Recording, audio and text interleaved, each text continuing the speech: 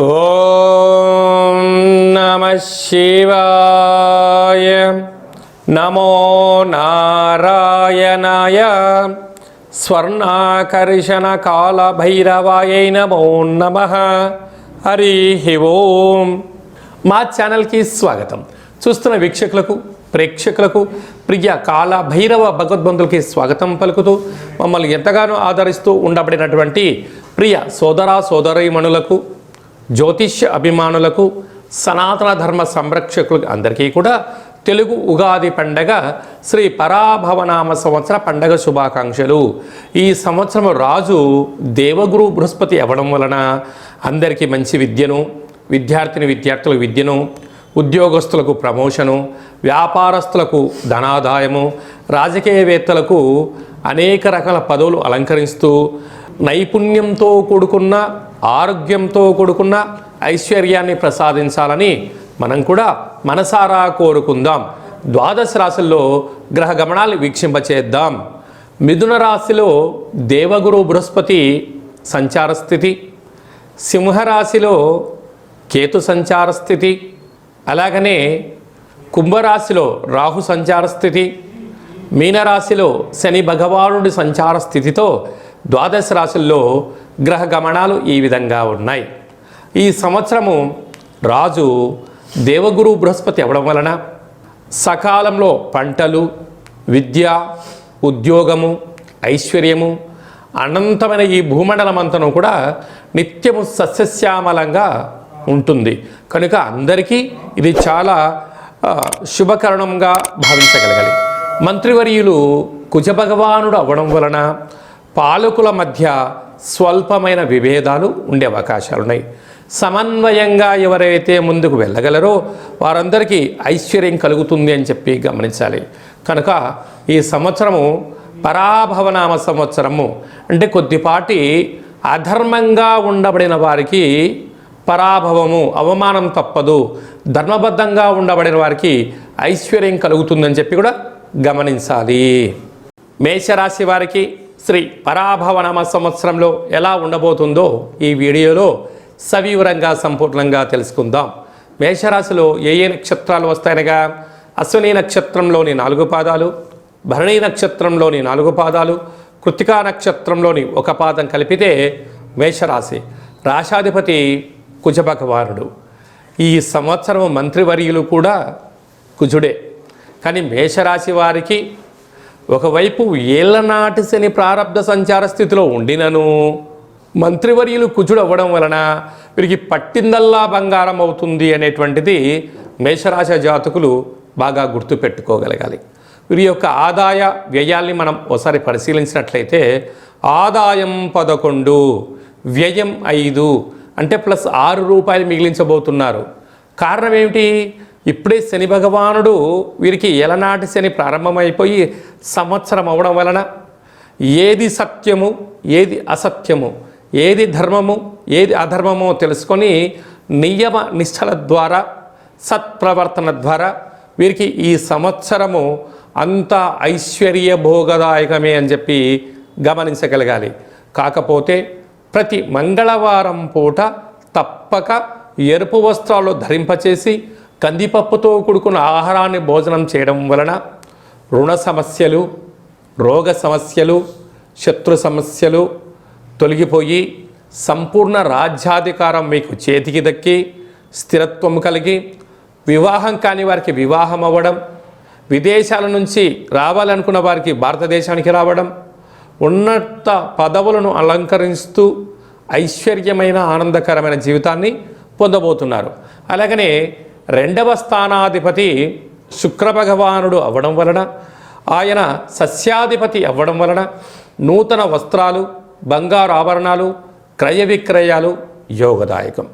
3య స్థానంలో రాజు దేవగురు బృహస్పతి సంచరించడం వలన తల్లిదండ్రులతో, గురువులతో సఖ్యతగా ఉండడం వలన స్థిరచరాస్తులు, వంశ పారంపర్య ఆస్తులతో మీరు విజయాన్ని సాధించబోతారు.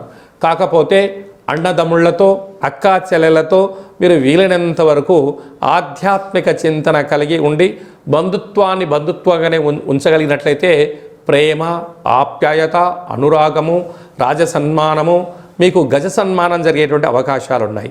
అది కాకుండా ఆ తృతీయ స్థానాధిపతి బుధ భగవానుడు ధాన్యాధిపతి అవ్వడం వలన మీరు వ్యాపారస్తులు అయినట్లయితే వ్యాపార యోగదాయకము, మంచి బుద్ధి, మంచి సత్ప్రవర్తన, ఆహార ఉత్పత్తులు, అంటే మనకు డిజిటల్ మార్కెట్లో ఉండబడినటువంటి వ్యాపారాలు, సృజనాత్మకతమైన వ్యాపారాలు, షేర్లు, క్రయ విక్రయాలు యోగదాయకం. అలాగనే పంచమ స్థానాధిపతి చంద్రభగవానుడు అవ్వడం వలన ఈ చంద్రుడు సైన్యాధిపతి, అర్ఘ్యాధిపతి, మేఘాధిపతి అవ్వడం వలన మీరు క్రియాశీలకమైనటువంటి పదవులలో అలంకరించడం, మీరు లేకపోతే ఆ సంస్థలలో క్రియాశీలకమైనటువంటి పదవులకు మీరు అలంకారం తీసుకొచ్చే స్థితిలో ఉండడం వలన మిమ్మల్ని అందరూ గౌరవించడం, మీకు ఎనలేనటువంటి కీర్తి ప్రతిష్టలు సొంతమవుతాయి.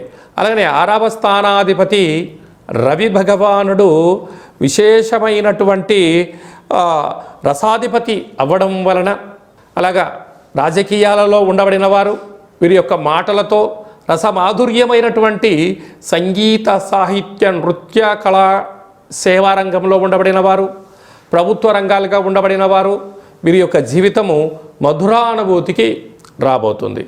అలాగనే 7వ స్థానాధిపతి బుధ భగవానుడు వీరికి ధాన్యాధిపతి అవడం వలన అభివృద్ధి, ఆహారము, ఎక్స్పోర్ట్స్, ఇంపోర్ట్స్ బిజినెస్లలో తిరుగులేని చక్రవర్తులు కాబోతున్నారు.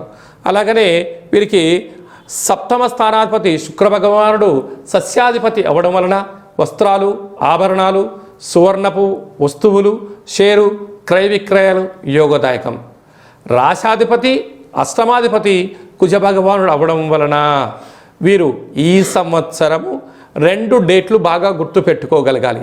కారణం ఏమనగా వీరి యొక్క జన్మ నక్షత్రము తిథి వచ్చినటువంటి రోజున చాలా జాగ్రత్తగా ఉండాలి.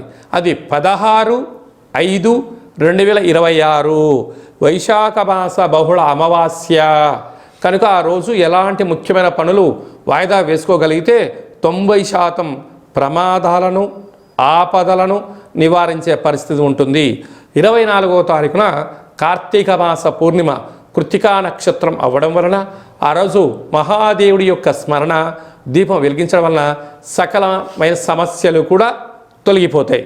అదే కాకుండా భాగ్యాధిపతి దేవగురు బృహస్పతి అవ్వడం వలన వివాహం కాని వారికి వివాహం అవ్వడం, సంతానం లేని వారికి సంతానం కలగడం, స్థిరాస్తులు, చరాస్తులలో ఐశ్వర్యానికి, ఆనందానికి కొలత లేదు అని చెప్పి గుర్తు పెట్టుకోగలగాలి.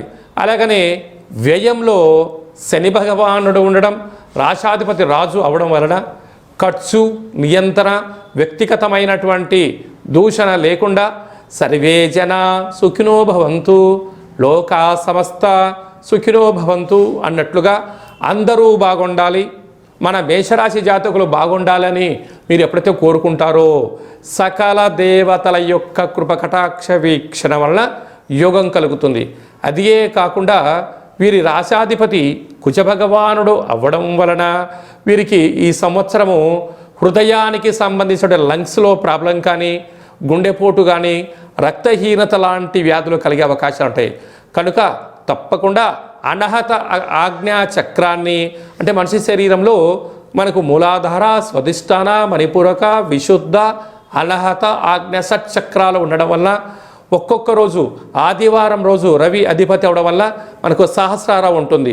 అలాగనే మనకు సోమవారం పూట చంద్రభగవానుడు ఉండడం వల్ల విశుద్ధ చక్రం, అలాగా ఒక్కొక్క రోజు ఒక్కొక్క షట్చక్రాలను నియంత్రించడం, ఆరోగ్యాన్ని కాపాడుకోవడం మన చేతుల్లోనే ఉంటుంది. కనుక గుండె సంబంధించినటువంటి, నరాలకు సంబంధించినటువంటి రక్తహీనత వ్యాధులు వచ్చే అవకాశాలు ఉన్నాయి.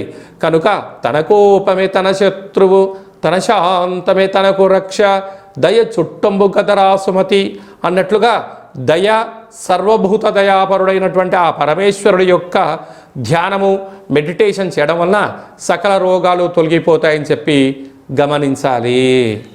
శ్రీ పరాభవనమ సంవత్సరమంతను కూడా అన్నింటా మనం విజయం సాధించగలగాలి అన్నట్లయితే రాజు దేవగురు బృహస్పతి అవ్వడం వలన ప్రతి గురువారం పూట శ్రీ మేధాదక్షిణామూర్తి స్వామి యొక్క దర్శనం, రాఘవేంద్ర స్వామి వారి యొక్క పారాయణం, గురుచరిత్ర పారాయణం చేయడం వలన అందరికీ శుభం కలుగుతుంది. ఈ సంవత్సరము మనకు యమునా నది పుష్కరాలు కనుక పుష్కర స్నానం చేయడం వలన సంపూర్ణమైనటువంటి సకల దోషాలు తొలగి ఐశ్వర్యం కూడా కలుగుతుంది. అలాగనే మంత్రివర్యులు కుజభగవానుడు అవ్వడం వలన శ్రీ వళ్ళీ దేవసేన సుబ్రహ్మణ్యేశ్వర స్వామివారి యొక్క అష్టకాన్ని వినడం, ప్రతి మంగళవారం పూట కుజుడికి సంబంధించిన పూజా కార్యక్రమంలో పాల్గొనడం, షష్ఠీ తిథి యందున దేవాలయంలో పాలు పోసి లేకపోతే పుట్టలో పాలు పోయడం వలన కుజభగవాను యొక్క ఆశీస్సులు కలుగుతాయి. అలాగనే ఈ సంవత్సరం పేరే పరాభవనామ సంవత్సరం. అధర్మంగా అన్యాయంగా ఉండబడిన వారికి కొద్దిపాటి ఇబ్బందులు ఉంటాయి. కనుక ఎవరు కూడా పుట్టగానే ఎవరు తప్పులు చేయాలనుకోరు. కాలక్రమేణా కొన్ని జరుగుతూ ఉంటాయి. కనుక వీటిని అధిగమించగలగాలి అన్నట్లయితే కాలాన్ని శాసింపజేసే శక్తి కాలభైరవుడికి ఉంటుంది. కనుక ఒక్కొక్క నెలలో ఒక్కొక్క రకమైన కాలభైరవుడు ఉంటాడు. కాళభైరవనామ స్మరణ, అష్టకాన్ని వినడం, గృహంలో కూష్మాణ దీపాన్ని పెట్టుకోవడం, కుక్కలకు ఆహారాన్ని ఏర్పాటు చేయడం, పక్షులకు ఆహారాన్ని ఏర్పాటు చేయడం వలన సకల గ్రహ దోషాలు తొలగిపోతాయి. అలాగనే మీ వ్యక్తిగత జాతకం తెలుసుకోవాలనుకుంటున్నారా? మీ యొక్క పేరు, పుట్టినటువంటి తేదీ, నెల, సంవత్సరం, పుట్టినటువంటి సమయం రాసి పంపించినట్లయితే 100 సంవత్సరాల జాతకం రాసి పంపించి పుట్టినప్పుడు గ్రహ గమనాలు ఎలా ఉన్నాయి, శ్రీ పరాభవనామ సంవత్సరంలో ఎలా ఉండబోతుంది, రాబోయే కాలంలో భవిష్యత్ కాలంలో ఎలా ఉండబోతుందో మీకు సవివరంగా సంపూర్ణంగా తెలియచేయడం జరుగుతుంది. చాలామందికి డేటా బర్త్లు లేనటువంటి వారికి మీ పేరు యొక్క మొదటి అక్షరాన్ని అనుసరిస్తూ ఆదాయ వ్యయాలను కూడా వివరిస్తూ రాజపూజ్య అవమానాలను తెలియచేస్తూ సంపూర్ణమైన కాళభైరవ ఉపాసన చేత గవ్వల ద్వారా రమణ శాస్త్రం ద్వారా భూత భవిష్యత్ వర్తమానాన్ని తెలియజేయడం జరుగుతుంది. కనుక ఈ కింది నెంబర్ను సంప్రదించి అపాయింట్మెంట్ తీసుకొని సంప్రదించగలరు.